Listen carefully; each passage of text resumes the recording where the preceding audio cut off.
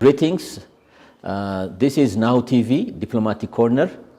In this program, we'll bring for you high-profile diplomats, ambassadors, and permanent representatives who serve their country distinctly. And today, I have a very special guest. He's none other than His Excellency Ambassador James Peter Morgan. He's the ambassador of the Republic of South Sudan to Ethiopia. At the same time, he's also the permanent representative of the Republic of South Sudan to the African Union. Ambassador Morgan, welcome to our show. Thank you very much, Professor Brook, and you're welcome to the Embassy of the Republic of South Sudan in Addis Ababa. Welcome. Thank you. Thank you for your time, as well as for welcoming me and for your hospitality. It's an honor to interview a brother from a brotherly country of South Sudan, whose history is intertwined with Ethiopia as well. We're going to dwell on so many diplomatic and foreign policy issues today, and thank you once again. Ambassador Morgan, let's begin with your career as a diplomat, coming to Ethiopia. When did you come? Which countries did you serve? Things like that to open up our discussion. Thank you. Thank you very much, Now TV. I will start by giving you the background of my career, which has brought me up to Addis Ababa today. As you know very well, the struggle of the people of South Sudan, which took us 21 years of the struggle for our freedom. So in 2005, the Comprehensive Peace Agreement was signed in Nairobi, Kenya.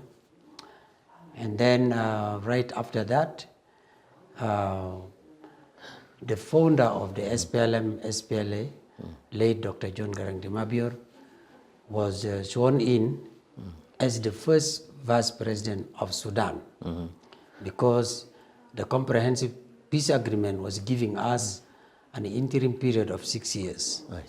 Within that period of 6 years, Sudan had to work together as one country. Yes. And the preamble of the agreement was saying the unity of Sudan had to be made attractive. So late Dr. John was sworn in as the first vice president of Sudan. After his being sworn in Khartoum, 21 days later, we lost him in the plane crash. And that was a very difficult transition after his death. Of course, the SPLA was a party that was set up. The deputy of Dr. John Garang de Mabior is none other than our current president, General Salva Kiir Mayardit, and we formed the government of the Southern Sudan. It was called the Government of Southern Sudan, within the framework of the United Sudan. So we started working after President Salva Kiir Mayardit was sworn in as the first vice president of Sudan and the president of the government of Southern Sudan. So this was the arrangement. So in the struggle period, I was one of the political activists in the United States of America. I was a member of the SPLM. I was in charge of the chapters of all SPLM chapters in Midwest. I see. Which I was covering like almost in 9 states, including Kansas City, including Chicago, including North Dakota, South Dakota, Minnesota, Iowa. All this area, Midwest. I was in charge of that. But after the agreement, of course, I had to be home, and I started working in the office of His Excellency, the President of Southern Sudan, who was the first vice president of Sudan. I started working as a speechwriter. And then after that, during the struggle also we were trained. I was trained in Netherlands, in the Institute of Diplomatic Practice, which was called Clinendale Institute of diplomatic practice. I was trained in Netherlands as a diplomat. And as I started working in the office of the President of the government of South Sudan, that time, of course, we didn't have foreign ministry. We were under Sudan. Then the agreement says that Southern Sudan by then was to have at least 20% of diplomats. So we who were already being trained, we were sent to Khartoum. And we started now a diplomatic career in Khartoum. Though I was seconded from Khartoum Ministry of Foreign Affairs back to the office of the President of the government of Southern Sudan as a speechwriter. And then later on I went back to the Foreign Service. The first mission I went to was in Indonesia. I see. Because that time I was appointed as a Minister Plenipotentiary, and then I was promoted as an ambassador. But I served in Indonesia as a deputy head of mission to the ambassador of Sudan, who was covering Singapore and Australia from Jakarta, Indonesia. So that file was given to me. Now I was the one in charge of the file of Sudan Embassy covering Australia as well as Singapore. 2011, the people of South Sudan went for the referendum, and the decision was obvious. They voted for separation. So all the South Sudanese diplomats in all the Sudanese embassies, we were recalled back to Khartoum. And then from Khartoum, we were sent back to South Sudan. I see. And we set up our Ministry of Foreign Affairs. And from there, I was also sent to India to open the South Sudan Embassy in New Delhi. I see. And I served there for 2 years, also as a deputy. And then after opening the embassy, of course, the ambassador was appointed, and I became his deputy for 2 years. Then I was recalled, and then I was sent to Nairobi, Kenya, also to assist there as a deputy. Then in 2016, the president now said I should come to Addis Ababa, Ethiopia, to cater these issues of African Union, IGAD, ambassador, of course, to the Federal Democratic Republic of Ethiopia, as well as Djibouti. And that is where I am today. Great. Thank you for explaining that to us. Really, so you are here since 2016. You have quite an experience, and my follow-up question will be, given your credentials as well, now you are interested with cementing the good relations between the governments of Ethiopia and South Sudan, as well as the people to people. You are interested with that aspect as well in Ethiopia since 2016 May, and based on that, how do you evaluate the bilateral relations between the two fraternal countries? Yes, our bilateral relations between Ethiopia and South Sudan are very clear because it is based on history. Our history of becoming an independent country was largely dependent on Ethiopian support. It is not only this current struggle, but it dates back to 1972. True. When the Emperor Haile Selassie took it upon himself to resolve the issues that were facing the people of South Sudan. And it was at that point that South Sudan was defined as an entity. Because from earlier back, whatever was happening in South Sudan was regarded as something that was just like crisis or chaos, which were having no any political agenda. But in 1972, Emperor Haile Selassie realized that there was a problem in the neighborhood which needed his attention. And the emperor went ahead by bringing the freedom fighters of Southern Sudan together with the government of General Nimeri of Sudan. Jafar Nimeri was that time the president of Sudan. So the emperor was able to bring these groups together, the freedom fighters of Southern Sudan and the government of Sudan, and that came up as the Addis Ababa Agreement of 1972. True. Yeah. That agreement gave the definition of Southern Sudan as an entity, as a people who have political issues that needed to be resolved.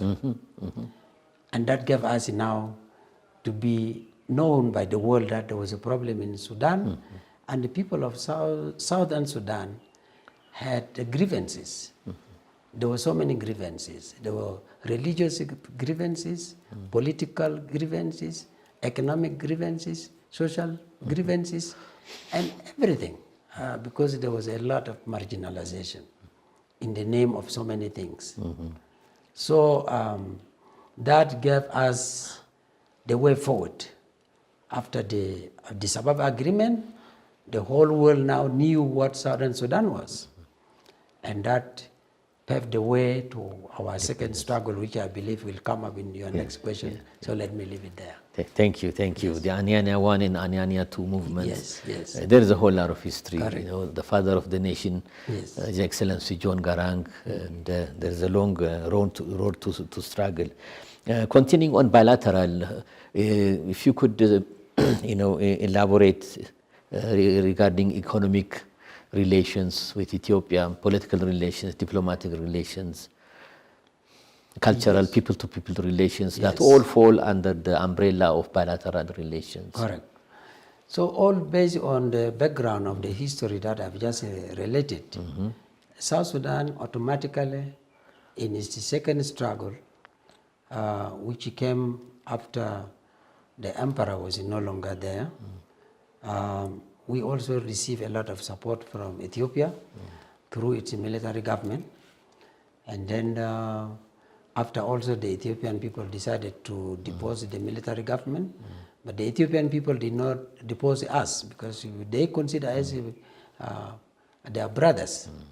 The other government that came after the military government continued to support us until the 2005 agreement. Until even the time of the referendum, until the time of the independence. And after that, of course, late Meles Zenawi passed on. But the coming government of Haile Mariam Desalegn also worked with us to support the government and the people of South Sudan. And that also, even the crisis that came after the independence, it was Ethiopia also that was very much involved to make sure that the country returns back to peace. And this is how our bilateral has been based on these facts. And then, of course, when it comes to diplomacy and the political, economic, and social, we consider ourselves as one people with Ethiopian people. On diplomatic line or diplomatic front, we have always been together, and Ethiopia has always been supportive in so many ways. When it comes to economic relationship, we are struggling to open the highways, the infrastructures, because we cannot leave it like that. These are two close countries and must be linked up in so many ways. Another thing is that the two countries were also landlocked. Yes. We are not having access to the sea.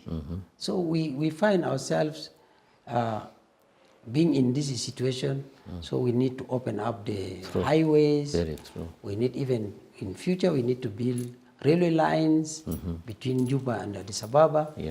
We need to do many things that can bring us together, so that economically we can be able to benefit from one another. South Sudan has got mineral resources, which can also be used by the Ethiopian people. Ethiopia has got also other things that South Sudan doesn't have. So the most important thing is for us to work together and find a way how together we can also reach to the sea. Now that Ethiopia has the connection with Djibouti by railway and by road. So once we connect South Sudan to Ethiopia by road and by railway, that means we are also open all the way to Djibouti. Another outlet, which also we are looking for, is this one of the Lamu, which will bring the LAPSET. Yes. The LAPSET will be also one of the most important outlet for us. Two countries will benefit from Lamu as well as from Djibouti ports. And these are very important things that economically we can be able to benefit together.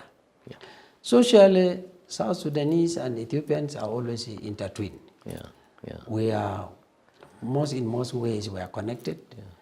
We have, at the border here, we have the two communities that are found in Ethiopia as well as in South Sudan. So there is really too much connectivity in all ways between South Sudan and Ethiopia. So very true. So these three things: economic, political, and social. We are well off together. Wonderful. Yes. I had the opportunity recently, as you know, Mr. Ambassador. I had a short stay in Juba for for a ceremony to attend. And I had observed. And also, I was amazed by the number of Ethiopian community and Eritreans who are engaged in business, operating hotels, shops, gas stations, you name it, whatever, in big numbers. And I think that's one evidence or proof enough, you know. And it has become, South Sudan has become their home. As far as I have talked to a few of them in my few days of stay. It seems, and I think you have an open door policy regarding citizens from neighboring countries. We, first of all, when we signed the agreement in 2005, the first investors who came to South Sudan were none other than Ethiopians and the Eritreans. And of course, we always consider them as a part of us. They had been with us in this small-scale businesses, like you have seen the hotels, you have seen in the other small industries. But what we want is a bigger scale business that can be able to bring more people together. Now that the Ethiopian Commercial Bank has opened a branch in Juba, and this Ethiopian Commercial Bank is so helpful to assist these small-scale traders with small loans, so that their businesses can be able to continue. But we still are trying very hard that we together need to work on the bigger scales. We also appreciate the services that these communities, which are of course already integrated into South Sudanese communities, they are there to stay. Since 2005, we have been together with them, and we feel at home whenever you are in Juba. You feel like you are in Addis Ababa. Because there is nothing that you cannot find in Juba and you cannot find in Addis Ababa. They're the same. Very true. So we appreciate services to the people there. Very true.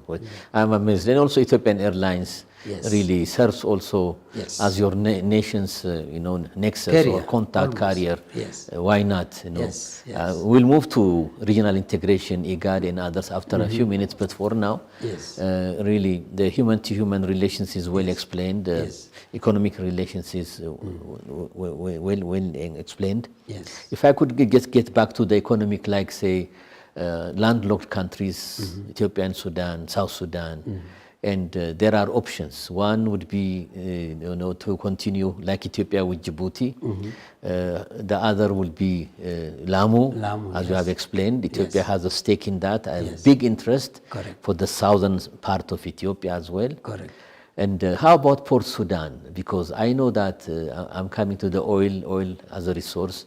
Are you still using Port Sudan to export oil? Yes, correct. The pipelines in the oil fields in South Sudan, the pipelines were built by the Chinese companies when Sudan was one. When Sudan was still one.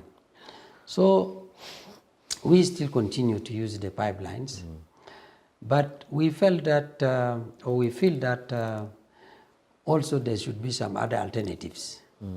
As long as that line is working from the oil fields of South Sudan to Port Sudan, which is a very long distance. We also feel that the other shorter distances routes need to be explored. And one of them is the one of Djibouti. Djibouti, yes. Djibouti is one of the closest. The second one will be the one of Lamu. Like when we use the northern corridor, what they call LAPSET, it will be more easier. True. Because the highway from Lamu will come all the way towards Ethiopia. Yes. Until the last, where it can also be one branch to South Sudan. To South Sudan. And then another will continue to Addis Ababa. Yes. So these are the options that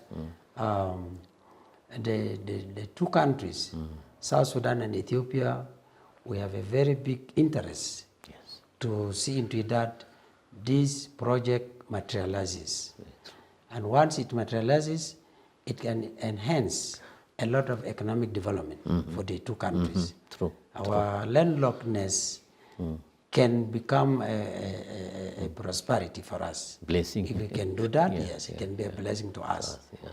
But the most important thing is that the two countries, South Sudan and Ethiopia, we have to put a lot of effort to make sure that the Lamu port becomes a reality to serve us. And then also Djibouti is here, which is already open to Ethiopia. South Sudan, once we open the highways, which will link South Sudan to Ethiopia, we can also still use the Djibouti port. And that will help the people. Yes, very true. Well said, really, because working together, pooling resources together, would get the two countries an extra mile, really, you know.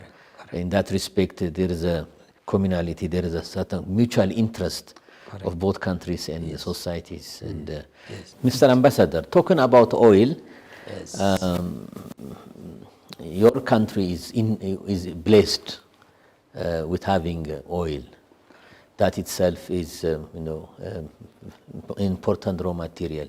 And as far as I know, even before the separation between Sudan proper and South Sudan, independence of South Sudan, as far as empirical evidence tells us, 75% of the oil resource is found in South Sudan. If you could enlighten us on the type of arrangement that was done with the Republic of Sudan when it comes to utilizing and sharing this wealth. Once again, yes, thank you for that question. In fact, the oil is actually all in South Sudan. When we talk of 75%, we are excluding ABA. But ABA's protocol in the agreement, in the CPA, Comprehensive Peace Agreement, the ABA would have gone for its referendum, and it would have joined South Sudan long time ago. And that 25% of the oil, which is considered to be 75 is in south, 25 is in the north, is because of that ABA oil. Interesting. But if ABA protocol is implemented according to the Comprehensive Peace Agreement, then 100% of the oil would be in South is Sudan. in South Sudan. True. Yes. Very true. So that is one of the things. Yes, we have the oil in South Sudan. And being a landlocked country, we have also the challenges of getting this oil into the international market. And that is why we have to go all the way through the pipeline, which was built by the Chinese companies, until the outlet of this oil is in Port Sudan. Port Sudan, which is a long process. Earlier on, we mentioned alternatives, because if there is oil that is also in the northern part of South Sudan, closer to Sudan, we don't have problem using the port of Port Sudan still to continue. But the exploration of oil in South Sudan is not yet complete. We have a lot of areas Potentials. which are potentially suspected to be having oil reserves. And mainly in the other parts of South Sudan, the exploration has not yet been done. So once we complete that exploration, I believe South Sudan will be having a lot of oil than what it has today. Very true. Very true. Now we are number 5 after Angola. In African the continent. Yes. But with the exploration of oil which will be carried out, we may become number 3. Very good. Maybe after Libya, Nigeria, South Sudan can become number 3. That is very true. The last time I checked, Yes. correct me, Yes. Mr. Ambassador. Yes. I think you pump 365,000, even a bit more barrels a day, I think. Yes. And that's a large amount. And A lot of oil. It's a whole lot of money as well, you know. Yes. Yeah. Some of the oil wells are now submerged by the floods. Because of a lot of floods, some of the oil fields are now closed. I see. And then also the crisis that came in 2013, some of the areas were destroyed. But there is a lot of potential on oil in South Sudan. Yeah, true. And the next question will take me to peace and security and stability, of course. Yes. And unfortunately, with independence 2011 July and December of 2013, all the way to February 2020, there is this quote-unquote crisis and civil war, some call it, in the Sudan. That was resolved in February 2020. And that's a good solution, I would say, individually, because crisis will not take countries to prosperity and wealth, only to destruction and loss of human beings and materials.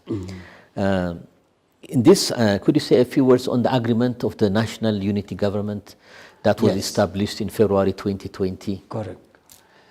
The Comprehensive Peace Agreement, that was, the Revitalized Peace Agreement, that was signed here in Addis Ababa on September 12, 2018. When the crisis happened in South Sudan on December 15, 2013, our president, General Salva Kiir Mayardit, was not happy that the country that he has put a lot of effort to fight for its freedom can simply slide back into crisis. So immediately after this happened in December, in January 2014, the peace talks were called here in Ethiopia.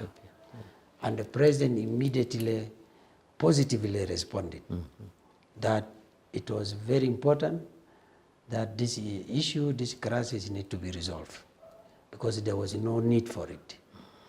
There was no call for any crisis. But when the peace talks started in January 2014, it dragged on until August of 2015.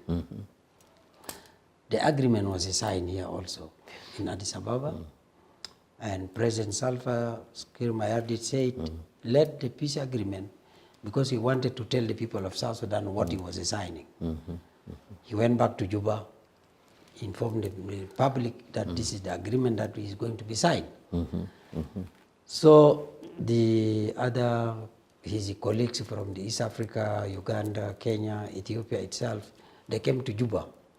So President Salva signed it in Juba there. So this agreement did not last. The agreement did not last because some of the points or some of the articles of the agreement became very difficult to implement. The opposition was having an army on the other side, and we have the army, which are the national army. So we cannot have two armies in one country. Very difficult to implement this. And that is why it didn't last. Between the army themselves, they clashed in 2016. And that clash took us back to another crisis until again 2018. That time Dr. Abiy has come to the office. Yeah. He was the first to call for the face-to-face meeting here in Addis Ababa. Because Riek Machar, Yes. the leader of the opposition by that time, was already in South Africa. The region said, if Riek Machar was going to be in the region here, there will be no peace in South Sudan. So the best thing is for him to stay out of the region. That decision was reached even by the United States of America. Former Secretary of State John Kerry came to Nairobi, and he decided that really that is the only way to go. Riek must be out of the region. So Riek was South Africa decided to take him to South Africa.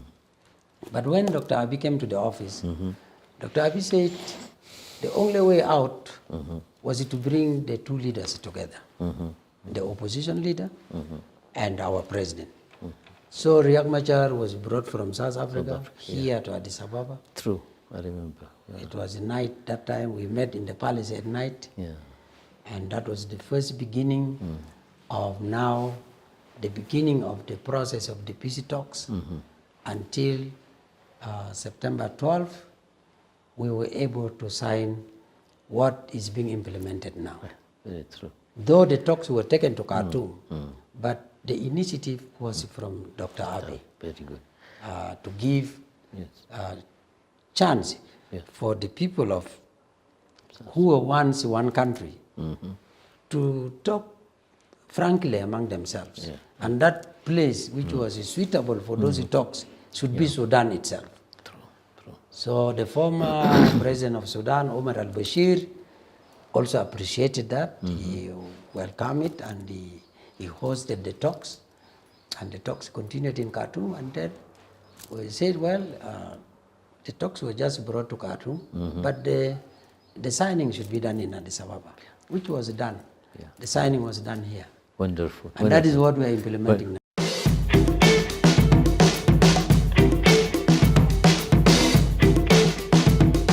Wonderful. That is really good news. That's what the Horn of Africa and the greater African continent needs. Yes. And you remind me of one other really agreement that was done in the Republic of the Sudan, in the proper Northern Sudan now, unofficially. And that is the opposition, the civilian opposition and the government were brought together under Prime Minister Abiy under the 39 months solution, 3 years and 3 months. Correct. You know, at least the two sides came together and the National Sovereignty Council took over power. And that is good, and it's good to hear that was also Ethiopia as a brotherly country contributes to South Sudan as well as North Sudan. Thank you for the explanation. Correct. Let's move to now South Sudan has 10 states, of course, and we have Abiy special status, and then we have the Pibor administrative area and the Ruweng administrative area, plus 10 states. Yes. Before this, it was 28 states, and before that, after independence, it was 10 states, 10 federal states. So we are back in circle again, from 10 to 28, from 28 to 10 again. Yes. Just if you could briefly enlighten us why they come back to the 10 states. Yes, thank you for that. That's very important. Yeah. First of all, back to our history. Southern Sudan was only one entity. It was only one state called Southern Sudan. True. Yeah. Then, in 1983, President Jafar Nimeri divided it into 3 states. 3 states, of Equatoria, Upper Nile, and Barghazal. Yeah. So, these 3 states was the initiative of Khartoum. It was President Jafar Nimeri who divided into 3 states from one entity. Yes, true.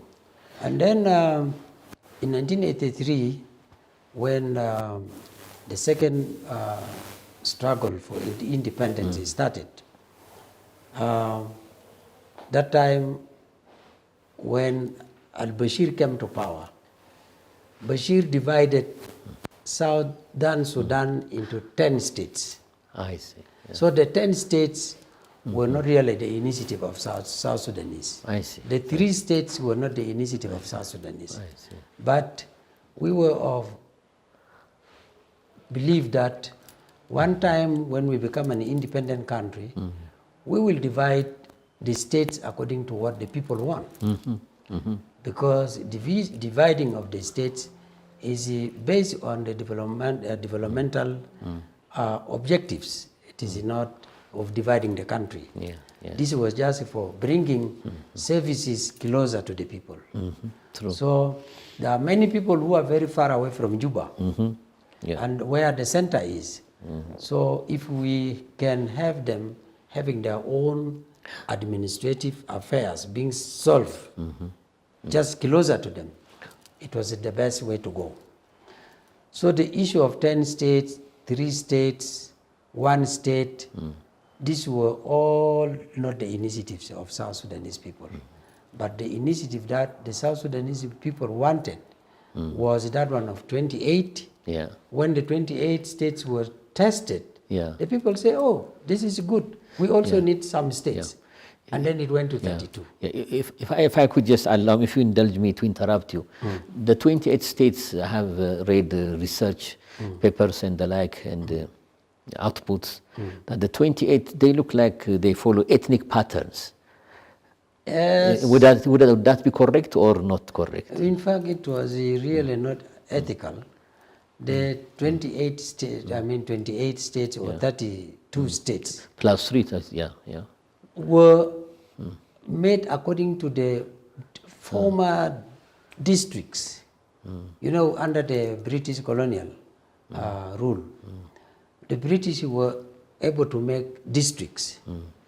So these districts were made. And then when it was to follow that line, it was not still enough. So people said, hey, these were the colonial rule. But now we are an independent country. We can more devolve powers to people. It was in fact based on one of the SPLM slogan of taking the towns to the people. To the people. More closer to the people. Closer to the people instead of people coming to the towns. More decentralization. Yes, like more devolution. Yes, devolution. Like in the United States. If you see the United States, like if you are in Cleveland, Ohio, or if you are in Ohio State, you find that few people from Ohio will go to Washington, D.C. Because the services are here in Ohio. Why do we need to go to Washington, D.C.? And good enough that you and I were living in the United States. You find that many Americans, they even have not seen where Washington, D.C. is, because all the services are right there. And that was the theory that the late chairman, Dr. John Garang, wanted it to happen in South Sudan, because he himself was a student in Iowa State University. Yes, he went to Iowa State. He went to Iowa State University. So he always say, taking towns to the people is better than people coming to the towns, because the towns become so congested, and the services will not be enough. But if the services are taken to them, it will be fair. Wonderful. But politically, to conclude that point, some people were looking this 32 states, 28 states, and then they start saying that all this is based on ethnic grouping, but it was not really true. Like if you see in the Upper Nile, and you take the state of Malakal or the Upper Nile state, it was a combination of tribes. And even, for example, in our own state, which was Yei River, Yei River was comprising of different tribes, which formed the Yei River state. Even Juba. Juba was, if it was like a state of its own, called Jubek. Jubek state was not all Bari. The tribe of Juba called Bari. Jubek state was not only Bari. It's in the central equatorial, I believe. Yes, there were other tribes there. But of course, things in politics can be defined separately. And that is why when it became a sticking point, the issue of the state became so sticking, the president himself said, okay, the aim of creating the states for me was for the development. It was not for anything. But now, if that becomes the reason why some other opposition groups are saying they are fighting because they want the states to come back to 10, President said, okay, that's fine. We can go back. Yeah. Let it go back to 10. Yeah. And the people of South Sudan, after these interim periods and so on and so on are over, the parliament will decide. Yeah. And when the parliament will not reach the consensus, it will go to the referendum.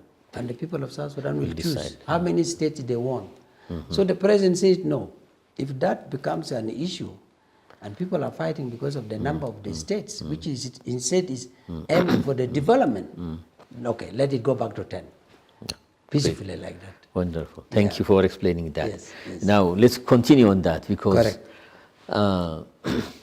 Juba is not at the center, and there is a plan, many years, maybe decades, to start up a new capital city, as far as I know, at Ramshell, right? Ramshell. Forgive me my pronunciation. Ramshell, in a lake state, a former lake state at the center, because Juba is more to the southeast, in central Equatorial, for convenience sake, for centrality, for logistics sake. You could take other precedents, other example like Abuja. You know, Abuja is the capital. People think it's Lagos or Lagos. It's not the case.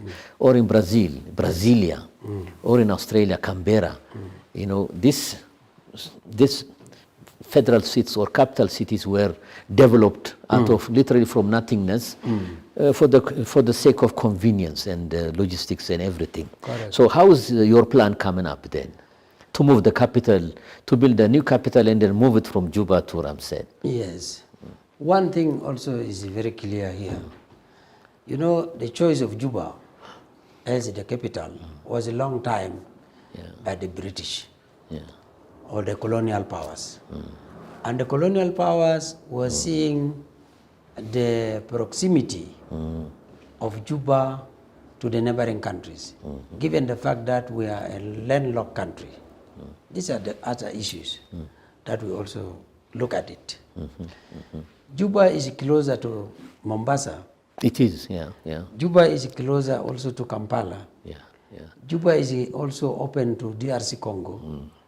And Juba is also closer to Central Africa. True. Juba is also closer to Ethiopia. True. When you go through Hawassa, from Hawassa you go to Kapweta, Kapweta you go to Juba. So it is that reason of Juba that time, being closer to the neighboring countries, being a landlocked country like South Sudan. So the capital, at least it should be near the neighboring countries, so that the transportation of goods and services, either through Mombasa, or even from Mombasa to Kampala, or even if we use the Atlantic Ocean to come through DRC Congo, is very close. Central Africa is a landlocked like us, but also it is bordering Sudan, South Sudan. Equatoria. Ethiopia also borders a lot of land from Equatoria, upper Nile also. So that the logical conclusion of the colonial power was that the capital should be at least near the borders, because the country was a landlocked. Abuja is different because Nigeria is having a very big chunk of the ocean, access to the ocean. But in our case, that was not the case. Now coming to the issue of Ramshell. Yes, Ramshell. Ramshell can be a better location because it is in the center of South Sudan. It can be able, if it developed, it can be able to serve all the people of South Sudan equally. Those in far north, and those in far west, and those in far east, and those in the south. Ramshell is the center. Very good. Very good. And that was the decision that was made. It was a plan of the late chairman, Dr. John Garang. And the people of South Sudan have honored that decision. It is only that because of this political instability, then we were not able to start developing the capital because we were focused to peace and stability than to the development. But time will come when Ramshell, of course, will be developed and then the capital will. Wonderful. So the idea is still there, the project is there. The idea is there. It's a matter of time. Yeah, it is a matter of time, yes. Wonderful. Thank you. Yes. And by the way, you reminded me of one other similar African experience, and that is Tanzania, Dodoma. Dodoma, yes. Dodoma is central. Dar es Salaam is the port. You know. Most of the offices in Tanzania already have moved to Dodoma, yes. So Ramshell will also become the capital. Wonderful. Yes. We're going to see that. Yes, wonderful. correct. Yes. Now let me extend it again, economic regional. We are wrapping it up. And that is IGAD. The Republic of South Sudan is a member country of IGAD as well as EAC. EAC is the East African East African community, which started in '67 and died mortally. It died in 1977, as you know, officially. Yes. And it was composed of the Kenya, Tanzania, and Uganda. And then it was revitalized once again. It came to life. Yes. And Burundi and Rwanda joined it, 5 countries. And then, of course, South Sudan and the DRC, Democratic Republic of the Sudan, are now the 7 member countries of the EAC. Correct. If you could just briefly enlighten us about your activity in the EAC as well as in IGAD on the other hand, and your comment. Is there any kind of a sort of duplication of work, because most of these countries, at least Kenya and Uganda, are members of IGAD as well. The same thing with South Sudan. Yeah, this is a very important issue. In the African Union, being a representative of South Sudan in African Union, we have 5 regions. These 5 regions, of course, we have IGAD is one. And then we also have the SADC. Yes, SADC in the south. Then we have the ECOWAS. In the west. And then we have the central. And then we have the northern. North Maghreb. 5. Within these regional economic communities, we also have like East Africa, East African community. We have also what we call it, the one of SADC, the one of Southern Africa. In the south? Yeah. SADC? No, SADC is one, but we have one which was for developmental aspect also. What I'm trying to say here is that IGAD for us is also dealing mainly with the issues of political issues and mainly the stability of the region, and which is also pushing hard for the integration of the IGAD area or the greater Horn of Africa. We are within this. We are members of the greater Horn of Africa, which is politically need to integrate. And it is in fact a part of African Union policy of the regional economic communities, which have a duty to integrate the region for the preparation of the major agenda, which is the blueprint of the Agenda 2063. Correct. These regions are tasked to bring stability, to bring security, and to bring peace. Every region, like we here in the region of IGAD, we are about 8 countries, and we have a duty. Our main duty is how to integrate the region, politically, economically, socially, and diplomatically, so that when we are integrated and every part of these 5 regions are doing their duty then integration of Africa will be very easy. Yes. And that is what IGAD is doing. Yeah, true. East African community is basically for development. East African community is basically for development. And that, the infrastructure, that is the work that East African countries should be doing. But IGAD must spearhead the issues of political stability and deal away with the insecurity. Insecurity, piracy, terrorism, that is the work of IGAD. True. But East African community must focus on development. I see.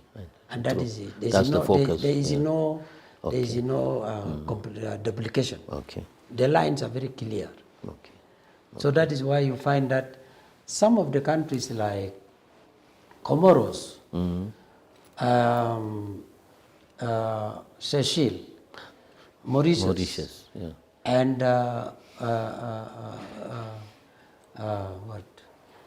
Madagascar. All these countries are in the Indian Ocean. The island nations, we call them. Island nations. Island nations. Yes, but when it comes to the greater East Africa, they are part of us.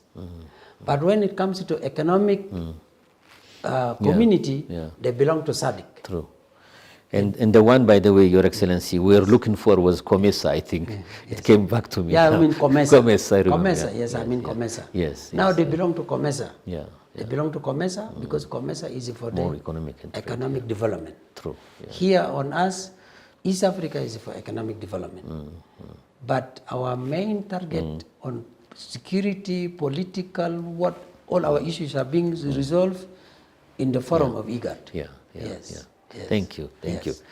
One other question is, I would like to ask you briefly, is UNMISS or UNMISS is still there, the United Nations mission in South Sudan. Yes. Very still active since 2011, as far as I know. A very large contingent are there.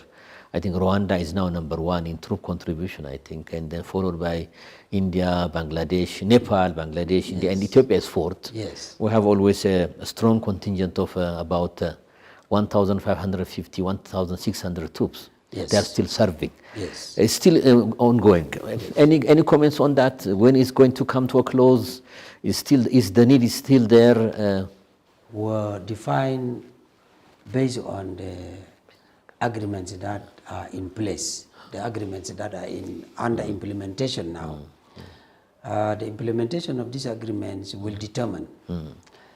The ending results will be the elections. When a democratically elected government is elected in the government in South Sudan, then that will be the time these forces will also leave. It is only not that, we have also the regional protection force, which is mainly the contingent of Ethiopian forces. The contingent of Ethiopian forces in Abyei had been withdrawn because Sudan was in dispute with that. So South Sudan could not resist it because it was the agreement of the two countries to have these forces. Now that one partner said no, we don't. For like Abyei, yes, it is closed. So that force of Abyei, Ethiopian troops have withdrawn. But the Ethiopian forces are now in the regional protection force. True. As well as in the UNMISS. So this one, as the agreement is almost coming to an end, we will go for elections, and then after that elections, these forces then will withdraw. Very good. They will withdraw. Good. That is helping each other as partners, as regional integration for the maintenance of peace and security, which is #1 issue for all countries. Correct. My last question, Your Excellency, would be, your stay in Ethiopia, of course. You told us you are here 2016. I mean, wonderful. Yes. Any language, Amharic? You like languages, by the way? Do you speak on Amharic or other languages? How do you come into contact with? How do you find Ethiopia as well, Ethiopian people, and the like? Well, first of all, here in Ethiopia, yes, I had been here since 2016. It had been a very nice time. First of all, Ethiopian people, they don't even know whether I'm from South Sudan or I'm from Gambela. So they just consider me as like an Ethiopian. Yes, true. Yes. Sometimes only my limitation is in Amharic, because Amharic has got different alphabets. When I was in Indonesia, I was able to pick Bahasa. Bahasa is Because the alphabet of Bahasa are just the same ABCD that we have in the English. Latin alphabet. Yes, Bahasa. yes, Latin alphabet. Yeah. So we, in Ethiopia having different alphabets, it is a little bit difficult. Like India also have their own alphabets. So learning a language needs interaction with people, for example, in social gatherings and so on and so on. My work since I came at the time when there was a lot of work to be done in African Union and IGAD meetings, all these peace talks of 2016 continuously up to 2018. I had been very much busy with these talks. So it gives me a very little time to socialize, but still I have few words. Namaste, like when you say namaste in Hindi, or greetings in Hindi, here in Ethiopia, you say salam no. Salam nachu. Salam nachu. Chigiri alam. Chigiri alam, exactly. They ask me, Amarenya ale. I said, Tinisi. That's a very, very few. Great, So I look forward to when my president will still give me time to stay in Ethiopia, now that South Sudan is now peaceful. I don't have much work like before. My focus will now be mainly to continue making sure that the relationship between the two countries is very cordial. My work is to look at the developmental aspects. The two countries cannot stay without roads. Always when I say like this, Ethiopia side said, no, we have already built the roads up to our border. It is now you, South Sudan, to bring the roads. So I'm also pushing my country to make sure that a country like Ethiopia, we should not have roads. We need to link up so that our people, the people of the two countries, can come together in so many areas. And that will be the last thing that we need to deliver. True. People to people relationship. It's very important. True. So I one time said, if the roads are made from here to Juba, I will not go to Bole Airport to board for the plane to go to Juba. I will just get into my car, go all the way from Addis Ababa to Juba. Inside the Ethiopian territory, I find a place making budna, I sit down, I take my budna, rest, I continue my way until I enter South Sudan also and continue until I reach home. And this is one of the most important things, that our regional integration will basically depend on how we can build roads. We are integrating human beings. We are integrating human resource. And the human resource cannot be integrated without roads. We need to have roads so that these people can come together. They will have border markets. Like in my area, because I also come from the border, we border Uganda. I see. In my area, you find that one weekend, all the people of the neighboring tribes from that side of Uganda, they cross it to us for a market day. Exchange, you buy things from Uganda, and then the currents work all together concurrently. You come with beer, you buy your things, somebody come with the South Sudanese pounds, they buy their things. The money is just moving. Economic interaction. And these are our basis, the basic pillars of the regional integration. I agree. Yes. Well said. Correct. Yes. Your Excellency, thank you so much. It was quite interesting. I'm sure the audience would follow with interest your knowledge, your wisdom, and what the two brotherly people, how their destiny is intertwined. Right. We drink literally the same, the White Nile and Blue Nile, by the way. Yes. That's also another complex topic. We have people, the same people crisscrossing the borders. Allow me to wish South Sudan peace, prosperity, stability, and more stronger relations with Ethiopia and the Greater Horn as well. Thank you. Thank you for your time once again. And I wish you success in your diplomatic work Thank to you. bring the two peoples, two governments closer together. Closer. That's your number one mission. Yeah, correct. Appreciate it. Correct. Dear viewers, that was His Excellency Ambassador James Morgan. He's the ambassador of the Republic of South Sudan to Ethiopia, as well as to Djibouti, and also the African Union and to the UNECA. Yes. And IGAD. and IGAD as well. Yes. We had a great talk with him. Next week, I'll be bringing another dignitary, another diplomat, another ambassador. Until I see you next time, it's me, Professor Brukailu, signing off from Now TV Diplomatic Corner. See you soon. Thank you for watching us.